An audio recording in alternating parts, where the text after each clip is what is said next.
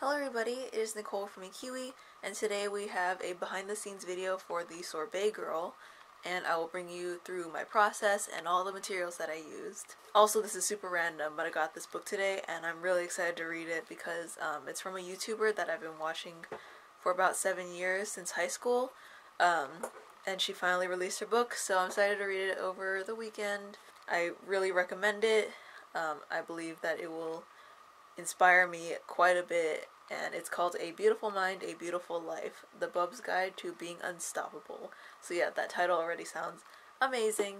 But anyways, I'll leave a link down below for her YouTube channels if you guys are interested, but let's go ahead and get started. So first we have here is the original sketch that I did, and as you can see, she is wearing a bun and her arms are in a different place, but this was the original concept.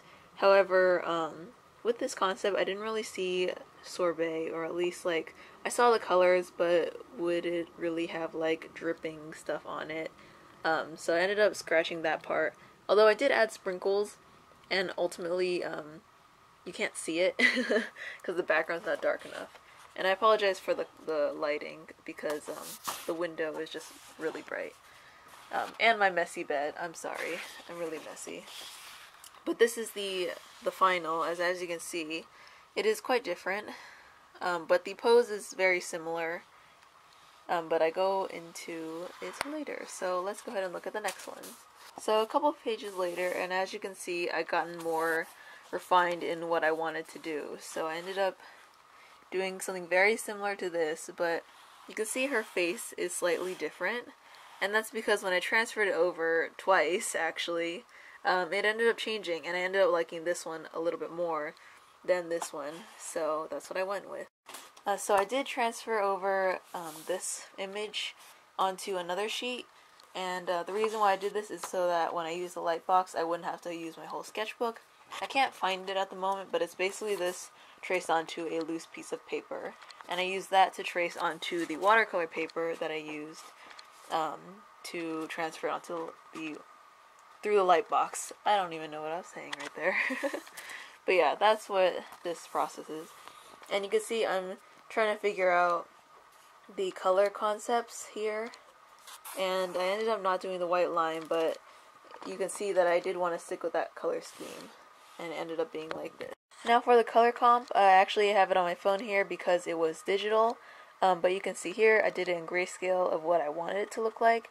And then when I put in the colors, I realized that it has to be kind of pastel. So it might be a little more difficult to get that darkness, but I did want to contrast it by using the darker pink rather than like a yellow for the shirt and stuff like that. So that's just me experimenting. If I could do it over, I'd probably just do it with a darker color palette, but since I wanted to keep it pastel, it was kind of difficult to keep this darkness in there and the contrast. So for the materials, the first one is this watercolor paper. I showed it in the last time I did a behind the scenes, I believe, but I've been really liking it. It's pretty smooth for watercolor paper, and it holds the water pretty well. So it's the Strathmore watercolor 9x12 sheets, and it is 300 grams or 140 pounds, which is basically like the thickness. So if you guys are interested, that's the paper I use. Anyway, so the colors I used, I actually only used 3 colors, but I mixed them together. And I'll insert a clip of what they look like before, because I did film it, but it was kind of noisy, so I didn't want to include the audio, but I'll show it in a minute. So I used the My Artscape colors, and I used it in lemon yellow, crimson, and titanium white, and I mixed these two for the orange, and then I mixed in a bunch of white to make it pastel, and I just mixed white from both of these to make it the colors that I wanted. I'm actually currently filming another video, but I just wanted to do this behind the scenes video first. But I've been using this heat gun, and it's been really helping me with drying it super fast, so I can do it before the light goes out.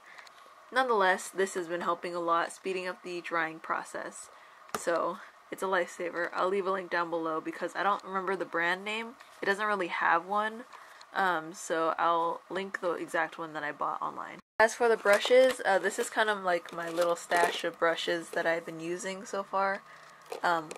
These ones are from Daiso, a pack of 4 for $1.50, and then these ones are from Michael's. And I basically just been using these ones to do all my art. So yeah, nothing fancy, relatively inexpensive. And this is super random, but this is the paper I used to take pictures for my thumbnails and stuff. So usually I use a glitter paper or like a specialty paper to take the pictures and use a background for my drawings just to make it a little more appealing. I've only been doing this recently because in the past I just used my table, but as you can see, this table, a plastic gray one, is not as exciting as this pretty glitter one. I actually have quite a bit of glitter ones just to match the different colors. I definitely want to do more because I've been doing a lot of crafts, like Christmas cards. But yeah, they're really fun. I got it at Michael's, and I think it was like $1 something, or maybe it was on sale. Most likely it was on sale because I don't really buy things full price. Lastly, the pens that I used were these Artline ones, which I did a review on, and I believe I used it in 0.05, 1, and 2. Mainly because I like keeping it small, especially for like eyelashes, and the rest I just like to keep a thin line. I believe that's all the materials that I used. If I missed any, all of them will be listed down below, so I won't miss any that way. Just double check in the description. They'll also be in the other video as well, with all the links, so if you guys are curious, go ahead and check that out. As always, I will end with Tomi and Tofu, because who doesn't like to see bunnies, right? So anyways, thank you guys so much for joining me today. I'm glad you guys are enjoying this behind the scenes series. Keep drawing, keep painting, and I'll see you guys next time. Bye! You are out in the hallway by yourself. And there's a light shut. Okay. Ignore me.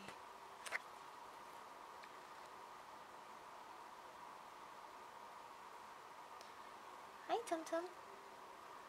Doo -doo.